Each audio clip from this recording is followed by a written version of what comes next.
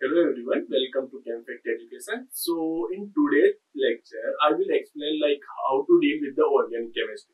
बहुत सारे लोगों को ऑर्गेनिक केमिस्ट्री से डर लगता है। मैं भी मानता हूँ इस चीज को कि हाँ ठीक है भाई, लोग मानते हैं इस चीज को कि ऑर्गेनिक टफ है, बट ऐसा है नहीं। देखो सही बताऊं तो लोगों को रहता है कि मैं इनऑर्गेनिक कर लूँ या फिजिकल कर लूँ और उसी से मैं एग्जाम पास कर लूँ। तो देखो यदि आपने एग्जाम अभी पास भी कर लिया, ठीक है, इनऑर्गेनिक और फिजिकल के बेस पे, तो आपको कॉलेज जाओगे मतलब या कहीं पे इंटरव्यू देने जाओगे तो आपको ऑर्गेनिक का तो फेस करना ही पड़ेगा, ठीक है। तो ऐसा नहीं है कि हम बिना ऑर्गेनिक के मतलब कोई एग्जाम लिख रहे हैं और पास हो गए। तो हमें देखो पास नहीं होना, पहली चीज तो ये बता दूं। हमें जो हमने आपने कोचिंग ज्वाइन की है तो इसका मतलब ये है कि हमें कुछ ना कुछ मतलब रिजल्ट देना है, कोचिंग को भी रिजल्ट देना है और अपने पेरेंट्स को भी रिजल्ट देना है, ठीक। तो यदि ऑर्गेनिक की बात करूं मैं तो ऑर्गेनिक देखो कुछ है नहीं वैसे देखा जाए तो, ओनली रिएजेंट और अपने जो सबस्ट्रेट होते हैं उन्हीं का खेल होता है और उनके बेस पे अपना प्रोडक्ट फॉर्म हो जाता है, ठीक। तो देखो यदि बात करूं कि मतलब मेरे को कि क्या क्या पता होना चाहिए ऑर्गेनिक केमिस्ट्री से, जब मैं बात मतलब डील करूं जब, तो मेरे को ऑर्गेनिक केमिस्ट्री के बारे में क्या क्या पता होना चाहिए, तो बोल सकता हूँ कि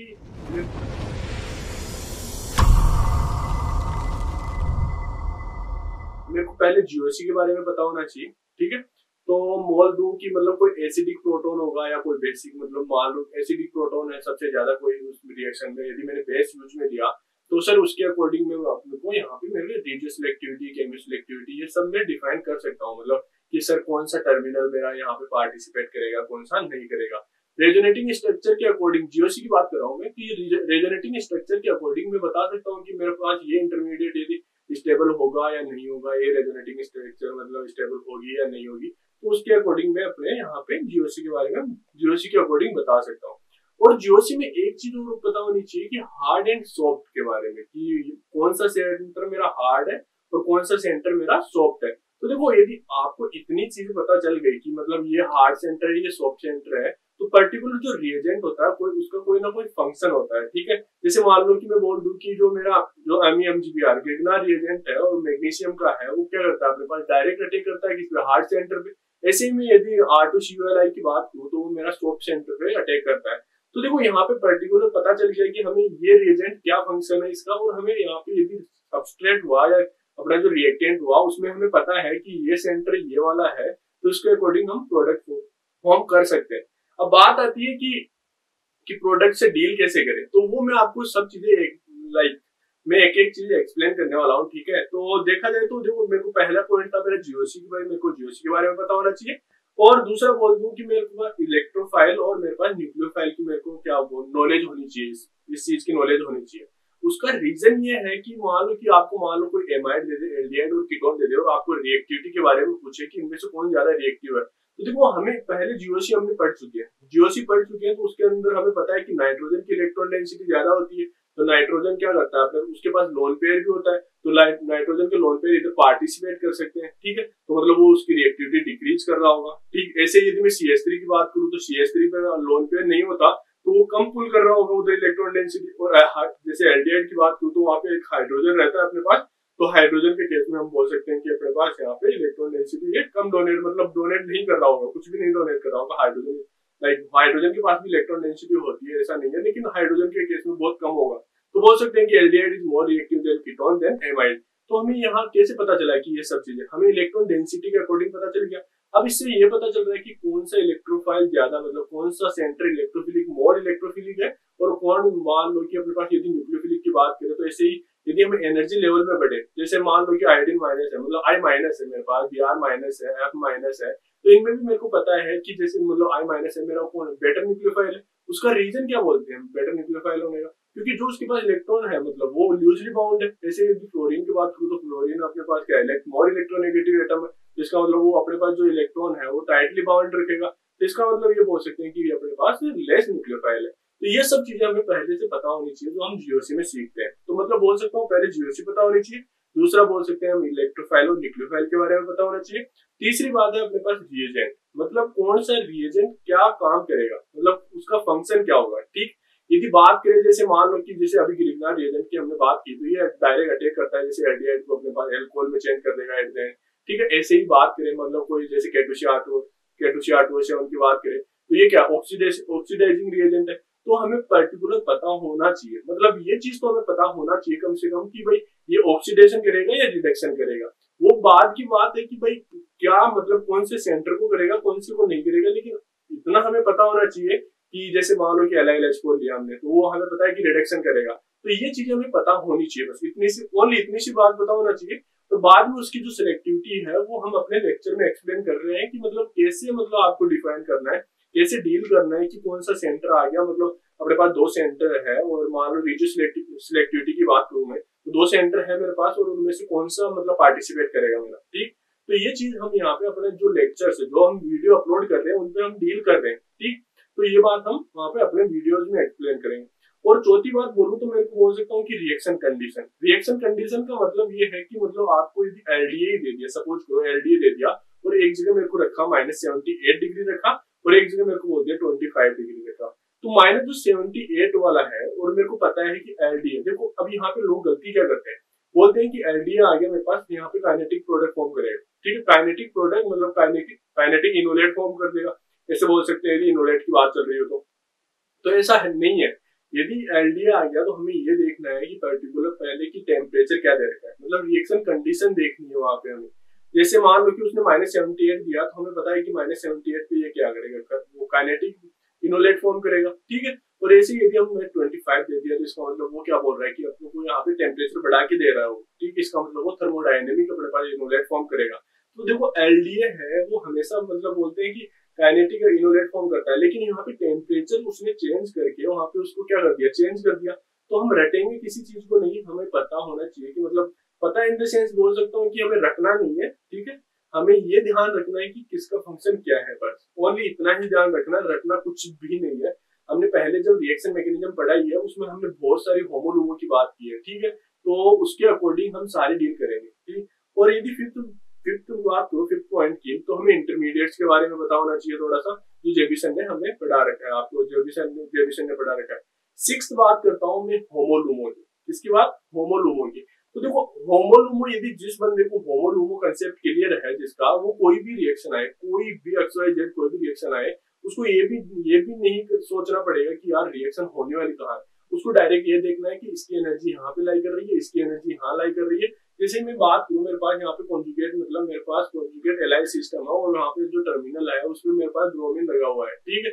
तो मैं बोल दूं कि यहाँ पे रिएक्शन मतलब जो सिग्मा स्टार CBr में होगी या पाई स्टार CC में होगी, ठीक। यदि यहाँ पे बात करें तो हमें पता है कि यदि होमोलूमो, जिस बंदे को पता है कि होमोलूमो क्या है, तो वो बोलेगा कि मेरे पास पाई स्टार CC की एनर्जी क्या है, पाई स्टार CC की एनर्जी कम है और as compare to sigma star CBr, ठीक। तो मैं बोलूंगा कि मैं पाई स्टार CC में डोनेट करूंगा, मैं सिग्मा स्टार CBr में क्यों डोनेट करूंगा। तो इसके अकॉर्डिंग वो होमोलूमो के अकॉर्डिंग, एनर्जी गैप के अकॉर्डिंग वो क्या करेगा, यहाँ पे अपने पास प्रोडक्ट फॉर्म करेगा, ठीक। ऐसे ही बात करूं मैं यदि SN1 SN2 की बात करूं पर्टिकुलर, ठीक है। तो SN1 की बात करें तो हमें पता है कि उसमें क्या कार्बोकेटाइन फॉर्म होता है, और कार्बोकेटाइन के केस में अपने पास एटॉमिक ऑर्बिटल में अपने पास इलेक्ट्रॉन डेंसिटी डोनेट होती है न्यूक्लियोफाइल के द्वारा।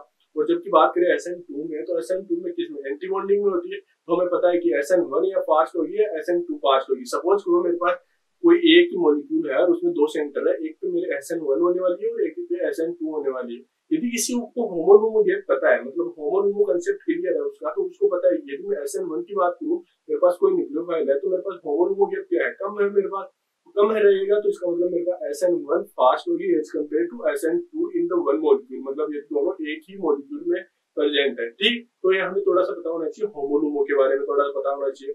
तो जो आज का जो लेक्चर बता रहा हूँ मैं, वो ये बता रहा हूँ कि मतलब ऑर्गेनिक से हम कैसे डील करना है और हमें क्या क्या पता होना चाहिए, मतलब जो बेसिक सी बातें हैं कि वो क्या पता होनी चाहिए, मतलब किसी चीज को हम पढ़ रहे हैं तो कैसे पढ़ना चाहिए। उसके बाद में आपको मैं बुक्स भी बताऊंगा कि कौन कौन सी बुक्स पढ़नी चाहिए और क्या पढ़ना चाहिए, मतलब कौन से लेक्चर देखने चाहिए, कौन सी वीडियो देखना चाहिए, ठीक है। तो ये हमने बात कर ली किसकी, अपने होमोलूमो की। उसके बाद में बात करते हैं रिजियोसेलेक्टिविटी की और स्टीरियोकेमिस्ट्री। तो यदि बात करें स्टीरियो और रिजियोसेलेक्टिविटी की, तो देखो रिजियोसेलेक्टिविटी तो अपने जेन तक पूछी जाती है, ठीक है। अब बात आती है स्टीरियोकेमिस्ट्री की। तो यदि आपको नेट और गेट क्लियर करना है तो आपको स्टीरियोकेमिस्ट्री के बारे में पूरा पता होना चाहिए, ठीक। और यदि आपको जेम क्लियर करना है और DU और जितने BHU के एग्जाम क्लियर करने हैं तो आपको रिजियोसेलेक्टिविटी के बारे में पता होना चाहिए कि मतलब मेरे पास 2 टर्मिनल है, कौन सा मेरे पास पार्टिसिपेट करेगा, मतलब मेरे पास 2 फंक्शनल ग्रुप है, उनमें से कौन से वाले फंक्शनल ग्रुप में मेरे पास रिएक्शन होने वाली है, ये बात कर रहा हूँ मैं रिजियोसेलेक्टिविटी की। स्टीरियो केमिस्ट्री की बात करूँ तो स्टीरियो केमिस्ट्री में बोल सकता हूँ कि मेरे पास कि ये सिस होगा या ट्रांस होगा, जेड इनोलेट फॉर्म होगा, ई इनोलेट फॉर्म होगा, तो ये सब चीजें हमें पहले पता होनी चाहिए। तो देखो इन सब चीजों के लिए मतलब इनके लिए मैं रिकमेंड करूंगा कि कौन सी वीडियो आपको देखने हैं और कौन सी बुक आपको फॉलो करनी है। ठीक, तो यदि मैं एक एक चीज से स्टार्ट करूँ, मतलब यदि बात करूँ मैं IIT JEM के लिए, तो IIT JEM में यदि आपको बेसिक्स सीखना है, मतलब बोल दूं कि देखो बेसिक्स से मतलब है कि मेरे पास यदि आपको GOC सीखना है, इलेक्ट्रोफाइल यदि न्यूक्लियोफाइल के बारे में पता लगाना है, रिएजेंट के फंक्शन देखना है कि कौन सा रिएजेंट मतलब क्या काम करेगा, रिएक्टिविटी के बारे में देखना है, तो ये सब चीजें आप क्लेडन से मतलब जो क्लेडन बुक है अपनी उससे आप यहाँ पे देख सकते हो। ठीक है, और उसके बाद में आपको लेक्चर देखना है। तो देखो बेसिक सा होता क्या है कि लेक्चर्स में हम बहुत सारी बुक्स को यहाँ पे एक साथ कलेक्ट करते हैं, मतलब उनसे जितने भी एग्जाम्पल होते हैं उन सबको कलेक्ट करके हम वहाँ पे एक जगह समराइज करते हैं उन सब चीजों को। तो वीडियो आपको इसलिए यहाँ पे प्रेफर करते हैं हम कि आपको जितना भी हमने जो सर्च किया है, आप तो ऐसा है कि मतलब एक शॉर्ट टाइम में आप पूरा तो देख नहीं सकते, मतलब सारी बुक्स तो पढ़ नहीं सकते, तो उसमें क्या होता है पर्टिकुलर जो हमें मतलब जो हमारे एक्सपीरियंस के अकॉर्डिंग जो हमें एग्जाम्पल अच्छे लगते हैं हम उनको वहाँ पे एक तरह से समराइज करके आपको यहाँ पे डिलीवर करते हैं। ठीक, इसलिए बोलते हैं कि आपको वो वीडियो देखने चाहिए। ऐसे ही यदि बात करूँ मैं स्टीरियो केमिस्ट्री की, तो स्टीरियो केमिस्ट्री के लिए यदि आपको बेसिक से उठना है, मतलब थोड़ा सा उठना है, तो बोल सकते हैं कि आपको PS कल्सी यहाँ पे आप प्रिफर कर सकते हो जेम के लिए। PS Kalsi more than sufficient है। और बोल दूं कि यदि आपको हायर लेवल, जैसे मान लो कि नेट गेट के लिए बात करूं मैं, तो नेट गेट के लिए इलियन मेरे पास एक बुक है, वो जो मैं यहाँ पे मतलब आलोक सर के साथ शेयर कर चुका हूँ।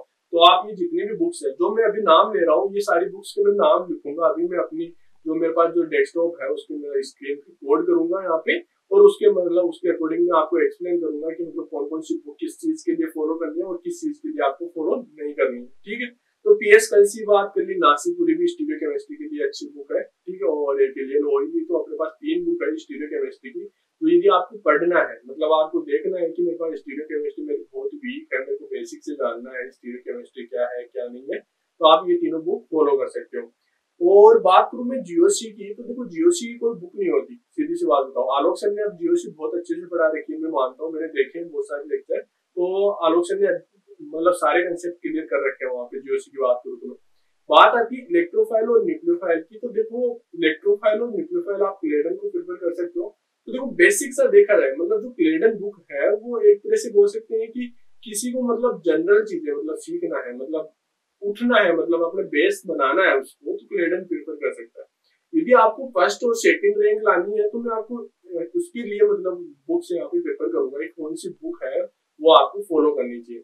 फॉर एग्जाम्पल यदि नेट और गेट की बात करूँ तो मैं बोलूंगा कि पेरे आप यूज में लो, पेरुतरा आप यूज में लो। ठीक है, वो बुक बहुत मतलब बोल सकता हूँ कि वेलिड है, मतलब वेल अप टू डेट है, वो ऐसे बोल सकता हूँ। उसका रीजन ये है कि उनके अंदर क्या होता है, मतलब जो पब्लिकेशन होते हैं उनके रेफरेंस दिए होते हैं, मतलब जो कह रहे हैं उसमें हर पर्टिकुलर रिएक्शन के बारे में आपको वहाँ पे आपको क्या मिलेगा, एक रेफरेंस मिलेगा।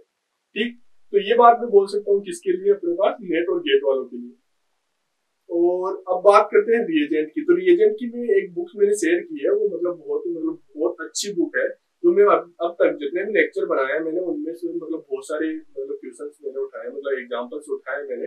तो उसमें क्या है, जो मैंने बुक शेयर की है सर के साथ, तो उसके अंदर क्या है पर्टिकुलर कोई भी रिएजेंट ले रखा है और उसकी जितने भी पॉसिबल मतलब बोल सकता हूँ कि रिजियोसेलेक्टिविटी और स्टीरियो केमिस्ट्री के बारे में जितने भी क्वेश्चन बनते हैं उसके अंदर सबकी डील की हुई है। जैसे मान लो कि मेरे पास डबल बॉन्ड है, मेरे पास सिंगल बॉन्ड है, मेरे पास साइक्लिक है, एसाइक्लिक है, सबकी चीज के सब मतलब मेरे पास 2 टर्मिनल है। कौन से में मेरे पास MCP ले लिया, इनसाइड किस साइड हो रहा है किस साइड नहीं हो रहा है, कौन से चिलेट करेगा, क्या स्टीरियो केमिस्ट्री होगी, तो वो सब उसमें डील की हुई है। तो आप वो मतलब वो बुक भी आप कहाँ से, आलोक सर से ले सकते हो।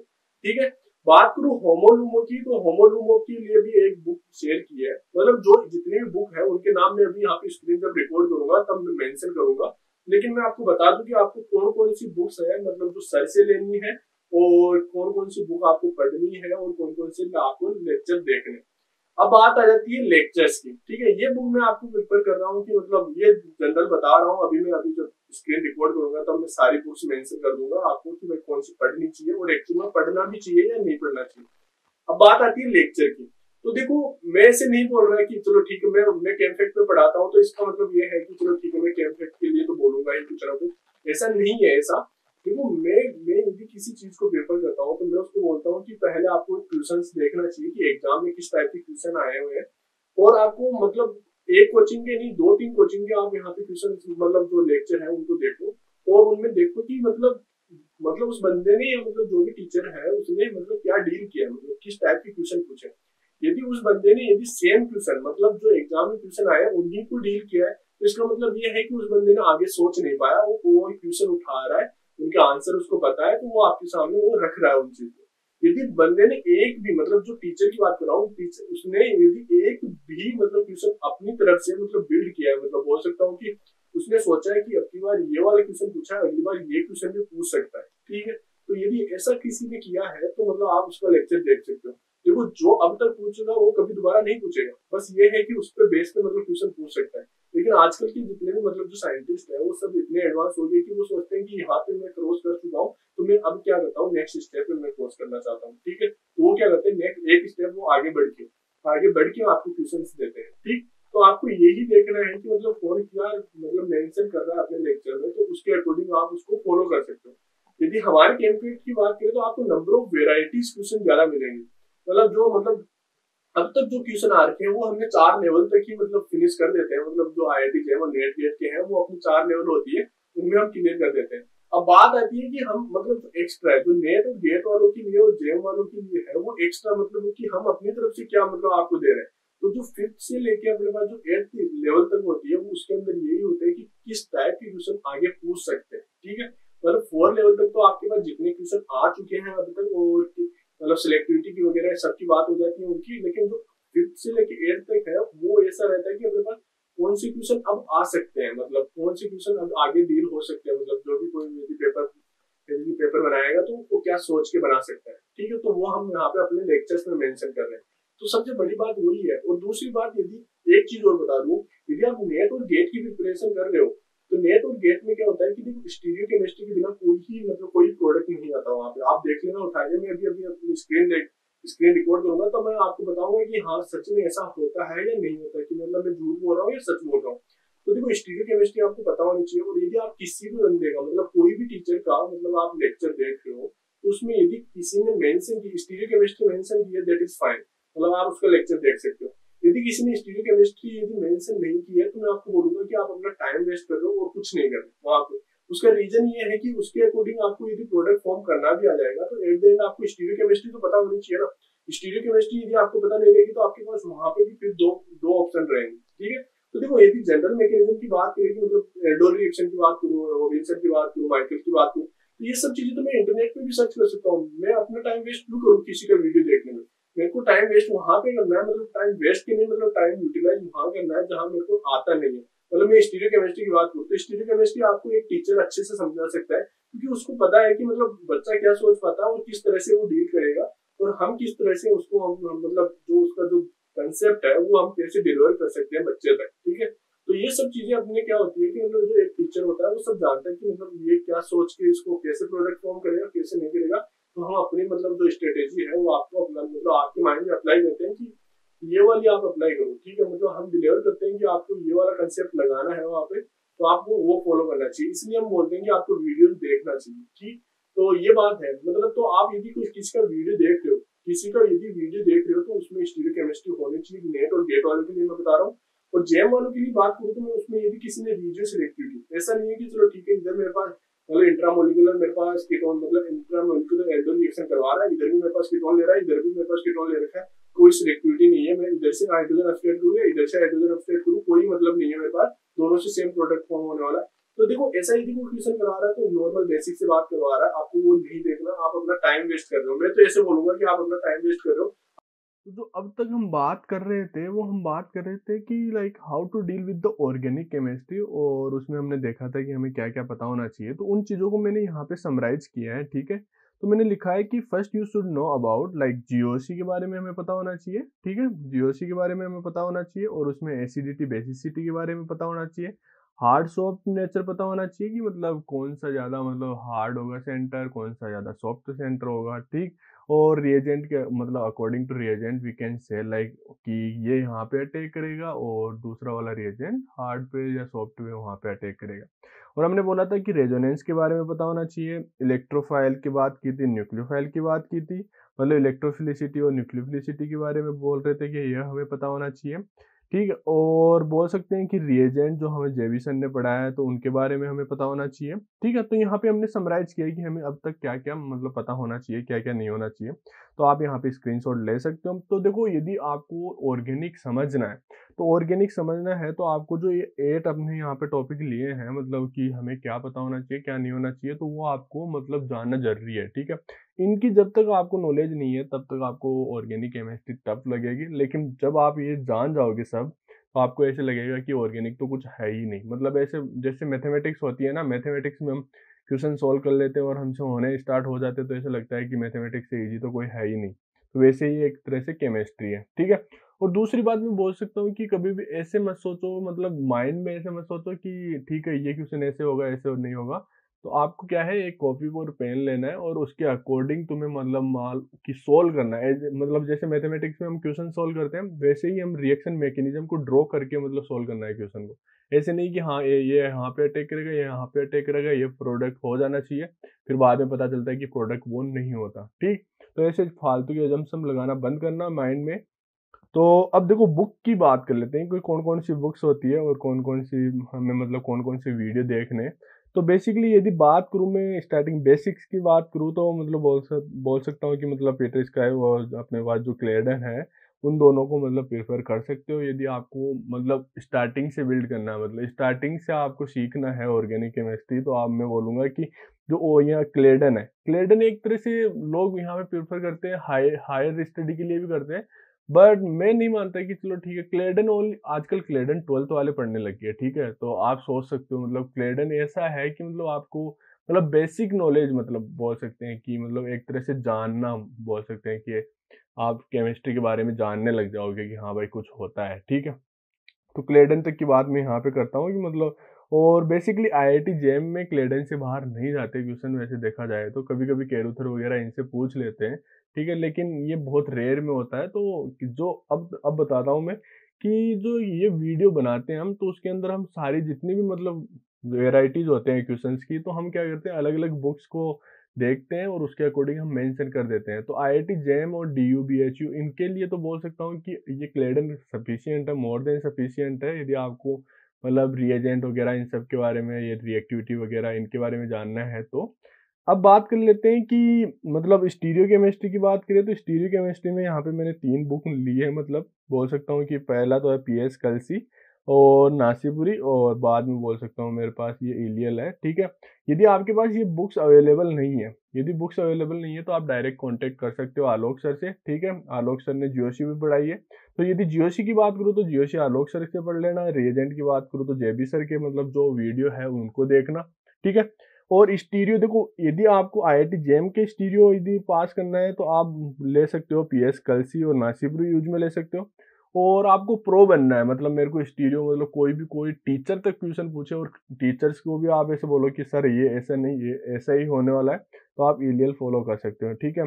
तो ये स्टीरियो केमिस्ट्री की कुछ बुक्स हैं, मतलब बहुत ही अच्छी बुक्स है, ठीक है, फालतू की फर्जी बुक नहीं है, ऐसे बोल सकते हैं।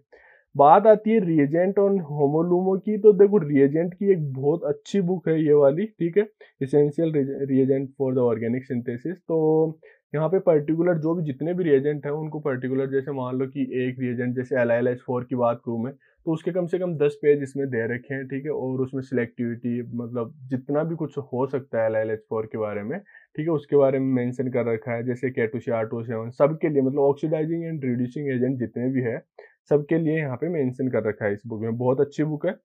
और बात करते हैं होमोलूमो की, तो होमोलूमो के लिए सबसे बेस्ट बुक बोलता हूँ कि मतलब सही बताऊँ तो यहाँ पे ये वाली बुक है, जैसे मैं यहाँ पे अभी कनाडा में हूँ तो ये बुक यहाँ पे मतलब ऐसे अलाउ नहीं है, मतलब हम ऐसे डाउनलोड नहीं कर सकते डायरेक्ट। तो यहाँ पे लोग इसको खरीद लेते हैं, मतलब सोच लो, मतलब इतनी अच्छी बुक है ये, मतलब पैसे दे के इसको खरीदना मतलब वो समझते हैं, वर्थ समझते हैं, ठीक है। मतलब कि हम ये बुक खरीद भी लेंगे तो हमारा कुछ जाएगा नहीं, हम कुछ सीखेंगे ही। तो बहुत अच्छी बुक है, यदि आपको होमो लूमो कंसेप्ट सीखना है, क्या सीखना है, होमो लूमो कंसेप्ट सीखना है, तो आप ये वाली बुक यूज में ले सकते हो। और यदि बात आपको मतलब जैसे मतलब नेट और गेट को क्रॉस करना है और जेम को क्रॉस करना है, तो आप मेरे जितने भी लेक्चर, जो रिएक्शन मैकेनिज्म के जितने भी लेक्चर हैं, हमने क्या है उसमें होमो लूमो की बात की है, ठीक है। तो आप मेरे लेक्चर देख सकते हो। और उसके बाद में अब बात करते हैं कि मतलब सर नेट गेट वालों के लिए कोई अच्छी सी बुक बताओ। तो देखो, यदि आपको हेट्रोसाइक्लिक केमिस्ट्री की बात करूँ तो हेट्रोसाइ तो आज आज राज के बंसल है, मतलब बहुत अच्छी बुक है। उसमें पर्टिकुलर जैसे मान लो कि प्रीडीन है, तो प्रीडीन के बारे में डिटेल मतलब डिस्कशन किया गया है, कितने टाइप के क्वेश्चन हो सकते हैं, ठीक है। तो उसने बहुत अच्छे से यहाँ पे उसने मतलब मेंशन किया है। उसके बाद में बात करता हूँ केरुथर की। तो देखो केरुथर मतलब आप पढ़ नहीं सकते, पढ़ने का मतलब बोल सकता हूँ कि आपके पास लाइक ये टाइम कंज्यूमिंग ज़्यादा है, मतलब केरुतर को पढ़ना टाइम कंज्यूमिंग ज़्यादा है, मतलब आपको समझने में टाइम लगेगा। लेकिन आप क्या कर सकते हो, मतलब पहले वीडियो लेक्चर देख सकते हो, ठीक है। और उसके बाद में जितने भी क्वेश्चंस है, मतलब बोल सकता हूँ कि जितने भी एग्जाम्पल्स है उसके अंदर, आप केरुतर के वो सारे सोल्व कर सकते हो। उसका रीजन क्यों बोल रहा हूँ कि भाई केरुतर आपको मतलब क्वेश्चन आंसर सोल्व करना है। एक्चुअली में होता क्या है, कभी कभी केरुतर से डायरेक्ट क्वेश्चन आ जाते हैं, मतलब एज इट इज ऐसे के ऐसे ही क्वेश्चन आ जाते हैं केरुतर से। तो आपको केरुतर फॉलो इसलिए करने के लिए बोल रहा हूँ कि आप क्या करो कि मतलब यदि आपके पास एज इट इज क्वेश्चन आ जाए तो आपको कुछ आइडिया रहे कि हाँ यार ये ऐसे था या ऐसे नहीं था, ठीक है। तो आप केरुतर को इसलिए यहाँ पे फॉलो कर सकते हो। बात करते हैं कि मतलब कि सिलेक्टिविटी की, रेडियो सिलेक्टिविटी, स्टीरियो केमिस्ट्री की। तो बेसिक से देखे जाए तो देखो, लेक्चर आप वीडियो लेक्चर देखना, स्टीरियो केमिस्ट्री के लिए बहुत अच्छे अच्छे वीडियो बनाए हैं हमने, ठीक है। तो उनको देखने के बाद में ये दो बुक है, मतलब एक बोल सकता हूँ कि पार्ट ए और पार्ट बी है, किसकी है, ये केरे की है, ठीक। तो इनके अंदर क्या है, बहुत सारे एग्जाम्पल, मतलब बोल सकता हूँ इन्फिनिटी एग्जाम्पल मान लो, उनके सबके रेफरेंस है, ठीक है। लेकिन उसमें दिक्कत क्या है कि इसमें मतलब आपको एक्सप्लेन किया हुआ नहीं है, मतलब बोल सकते हैं कि जब रिएजेंट लिया है, रिएक्टेंट लिया है और प्रोडक्ट फॉर्म कर दिया विद द स्टीरियोकेमिस्ट्री, और उसके नीचे रेफरेंस लिख दिया है कि यहाँ पे इसकी स्टीरियोकेमिस्ट्री ऐसे क्यों है, ठीक है। तो हमने क्या किया है, जितने भी मतलब वीडियो बनाए हैं, तो उनमें से मान लो कि इन दोनों बुक में से हमने यदि क्वेश्चन लिया है तो हमने उनकी स्टीरियोकेमिस्ट्री एक्सप्लेन की है, क्योंकि हमारे पास पब्लिकेशन के लिए एक्सेस होता है, ठीक है।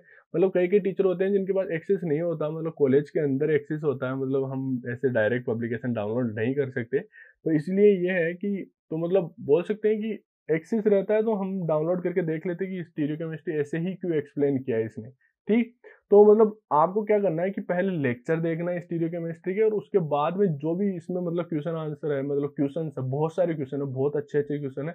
कैरे से बहुत बार क्वेश्चन पूछे जाते हैं, मतलब नेट और गेट की बात करूँ तो बहुत क्वेश्चन पूछे जाते हैं, ठीक। तो आप इन दोनों को फॉलो कर सकते हो। तो आज का लेक्चर यहीं ख़त्म करते हैं, और यदि आपको कोई प्रॉब्लम आए तो आप डायरेक्ट कॉन्टैक्ट कर सकते हो, ठीक है। तो यदि व्हाट्सअप नंबर चाहिए तो व्हाट्सअप नंबर आप आलोक सर से बात कर लेना एक बार, और या फिर आप मेरी मेल आईडी लिख लो, तो मेल आईडी पे आप कोई भी क्वेश्चन, यदि कोई भी प्रॉब्लम हो आपको, तो आप डायरेक्ट मेरे को सेंड कर सकते हो, ठीक है। मैं यहाँ पे अपनी ईमेल आईडी लिख देता हूँ, ठीक। तो मेरी ईमेल आईडी है धनराज धनराज कुमावत 00@gmail.com, ठीक है। ये मेरी ईमेल आईडी है, और मैं आपको इंट्रोड्यूस करवा देता हूँ, चलो लास्ट में जाते जाते। तो my self Dhanraj Kumawat, and currently I am pursuing my PhD from university of Alberta, ठीक है, Canada. And I have done my master from IIT Gandhinagar. Before that I did my bachelor from Hindu college university of Delhi. तो इसके बारे में भी मैं अपना lecture बनाऊंगा, मतलब ब्लॉग बनाऊंगा कि हाँ ठीक है भाई, मेरी जर्नी कैसी थी यहाँ तक आने की। मतलब मैं गाँव से भी नहीं वैसे, तो मतलब बोल सकता हूँ कि एक कस्बे से था, ठीक है। तो उसके बारे में हम बाद में डिटेल में बात करेंगे। लेकिन आपको इस बात में यहाँ पे फोकस करना है कि कौन-कौन सी बुक फॉलो करनी है, कौन-कौन सी मतलब कहाँ-कहाँ से क्वेश्चंस करने हैं, कहाँ से नहीं करने। अब देखो, एक चीज़ और बता देता हूँ मैं, ठीक है? तो उससे मतलब जब एंड करने से पहले ये और बता देता हूँ कि आपको हमारे लेक्चर क्यों देखने चाहिए। मतलब कि आप सर ऐसे तो बोल रहे हो कि स्टीरियो पे ज़्यादा फोकस दे रहे हो, रेडियो सिलेक्टिविटी पे ज़्यादा फोकस कर रहे हो आप, लेकिन आप करना क्यों चाह रहे हो? तो मैं आपको बता देता हूँ, ठीक है? मतलब कुछ एग्ज़ाम्पल्स ले लेता हूँ मैं, मतलब एग्ज़ाम में जो क्वेश्चन पूछे गए हैं उनके, ठीक है? तो यहाँ पे देखो कि मेरे पास यहाँ पे मान लो कि मैंने ये गेट 2000 का मतलब पेपर देखा है, मतलब है ना। तो इसमें देखो मेरे को क्या दे रखा है, मतलब यहाँ पे दे रखा है 1.24 में pyridine undergoes electrophilic nitration। अब देखो मेरे पास यहाँ पे सेकंड पोजीशन पे भी जा सकता था, थर्ड पे भी जा सकता था, फोर्थ पे भी जा सकता था, ठीक है। अब यहाँ पे बात आ गई रेडियो सिलेक्टिविटी की, मतलब कौन सी पोजीशन पे जाएगा, ठीक।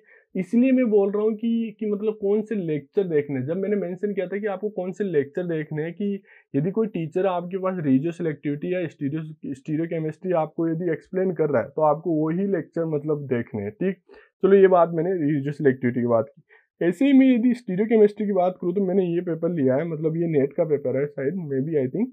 तो इसमें देखो, यहाँ पे देखो, यहाँ पे 96 क्वेश्चन देखो, और उसमें सी और डी ऑप्शंस को देखो। सी और डी ऑप्शन को देखो, यहाँ पे ओनली हाइड्रोजन और CH3 की मतलब सिस और ट्रांस ही कर रखा है इनको। मतलब ओनली उन्होंने क्या चेंज किया है, मतलब यहाँ पे इनकी मतलब स्टीरियो केमिस्ट्री चेंज की है। तो मैं बोल रहा था आपको कि आपको प्रोडक्ट तो फॉर्म कर दोगे, लेकिन यदि कोई टीचर यदि आपके पास स्टीरियो केमिस्ट्री एक्सप्लेन नहीं कर रहा आपके पास, तो अब आप क्या कैसे डिसाइड करोगे कि या तो आंसर सी होगा या डी होगा, ठीक है। तो मैं यहाँ पे इसकी बात कर रहा हूँ। ऐसे ही यदि मैं एक और नेक्स्ट एग्जांपल लूँ, तो नेक्स्ट एग्जांपल में मैं यहाँ पे देख सकता हूँ कि मतलब जो यहाँ पे जो लिक्विड, मतलब बोल सकते हैं लिक्विड, यहाँ पे अब NH3 है in the presence of lithium. तो यहाँ पे देखो एज ए मतलब बोल सकते हैं यहाँ पे बर्च रिडक्शन की तरह काम कर रहा है शायद ये, ठीक है। अब देखो यहाँ पे देखा जाए तो अपने पास कौन सा बॉन्ड यहाँ रिड्यूस होगा, यहाँ पे कौन सा बॉन्ड रिड्यूस होगा, यहाँ पे रेडियो सिलेक्टिविटी की फिर से बात आ गई, ठीक है। उसके बाद में यहाँ पे चलो स्टीरियो केमिस्ट्री तो इसने दी नहीं यहाँ पे, लेकिन यहाँ पे ये एग्जांपल लिया हमने रेडियो सिलेक्टिविटी एक्सप्लेन करने के लिए कि रेडियो सिलेक्टिविटी की बात आ गई। ऐसे यदि मैं नेक्स्ट एग्जांपल की बात करूँ, तो देखो ये वाला जो LiLH4 रिडक्शन है, बेसिकली बोलते हैं कि क्या होता है, सबको पता है, कि किसको नहीं पता है, कि ये बताओ कि मतलब कार्बोनिल का रिडक्शन, मतलब LiLH4 कार्बोनिल का रिडक्शन नहीं करता। सबको पता है कि करता है, ये तो ऑब्वियस है, उसमें क्या है। लेकिन बात आ जाती है स्टीरियो केमिस्ट्री की, स्टीरियो केमिस्ट्री की बात आ जाती है। तो यदि ए और बी को कंपेयर कराऊँ, तो मैं यहाँ पे देख सकता हूँ CH3 और OH को मेरे क्या है, मतलब सिस ट्रांस में रखा है, ठीक है। तो वही बात आ जाती है कि मैं स्टीरियो केमिस्ट्री की, मतलब स्टीरियो केमिस्ट्री पे मैं इतना जोर क्यों दे रहा हूँ।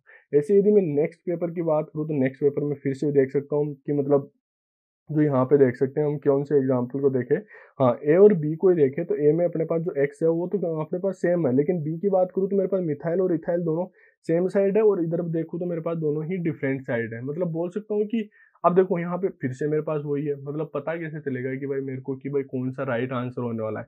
सबको मैकेनिज्म आ जाती है, एक बार के लिए मैकेनिज्म सबको आ जाती है, लेकिन स्टीरियो केमिस्ट्री पे जब तक आप फोकस नहीं करोगे, तब तक मैं बोल रहा हूँ कि मतलब जो नंबर है ना, जो मतलब जो फर्स्ट सेकंड रैंक के लिए, वो बहुत डिफिकल्ट हो जाता है, ठीक है। ऐसे यदि मैं नेक्स्ट फिर इसे इस एग्जांपल की बात करूँ, तो यहाँ पे फिर से वही है।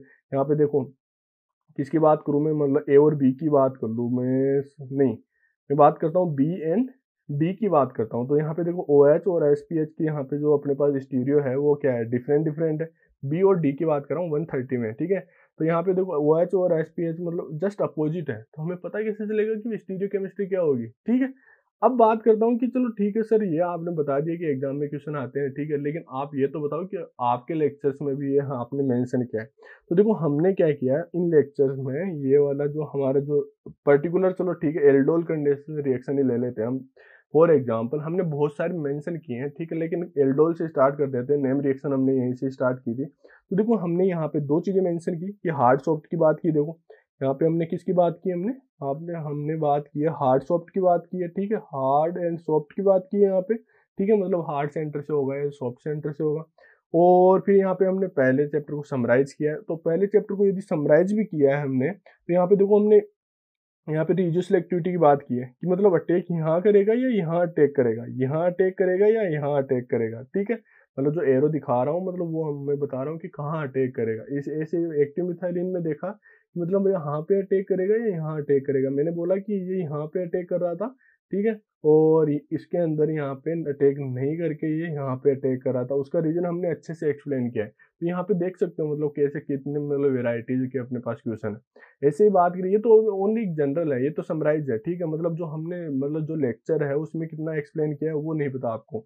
यदि आप लेक्चर देखोगे तो बहुत मतलब ऐसे लगेगा कि यार सच में हमने बहुत मतलब मेहनत करके वीडियो बनाया है।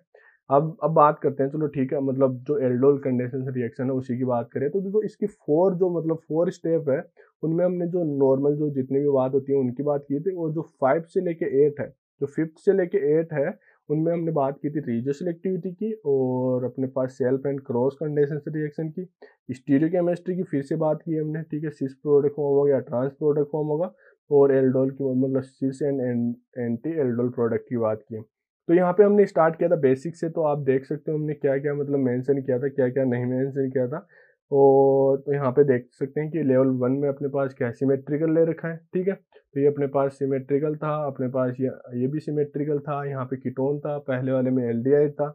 अब देखो हमने यहाँ पे किससे स्टार्ट कर दिया, ये अनसिमेट्रिकल से स्टार्ट कर दिया। अब तो यहाँ पे अपने पास एक दो अपने पास तीन मतलब तीन तरह के अपने पास एसिडिक हाइड्रोजन हो गए थे, और उनमें से कौन सा निकलने वाला था ये हमने एक्सप्लेन किया था। अब बात आ जाती है क्रॉस एल्डोल की, ठीक है। सिमेट्रिकल और अनसिमेट्रिकल की बात करें तो यहाँ पे क्रॉस होगा या सेल्फ होगा, हमने ये बात की थी। और लेवल 5 में हमने बात की थी कि अपने पास काइनेटिक फॉर्म होगा या थर्मोडाइनेमिक इनोलेट फॉर्म होगा। तो देखो यहाँ पे ये था अपने पास, ये यहाँ पे ये था, ठीक है। लेवल 6 की बात की थी हमने यहाँ पे कि क्रॉस मतलब सेल्फ होगा या क्रॉस होगा, ठीक। तो ऐसे ही बहुत सारे मतलब यहाँ पे स्टीरियोकेमिस्ट्री की बात की हमने कि भाई कि यहाँ पे सिस प्रोडक्ट फॉर्म होगा या एंटी प्रोडक्ट फॉर्म होगा, ठीक। तो ये सब बातें हमने यहाँ पे लेक्चर्स में की है, आप देख सकते हो, एक बार लेक्चर देखना, आपको अच्छा लगे तो ठीक है फीडबैक देना, और अदरवाइज आप पे डिपेंड करता है कि आप क्या चाहते हो क्या नहीं चाहते, ठीक है। तो all the best and like बहुत अच्छे से तैयारी करना, ठीक है। अब की बार हमें फर्स्ट रैंक लेके आना है, ठीक है। Thank you for watching the video.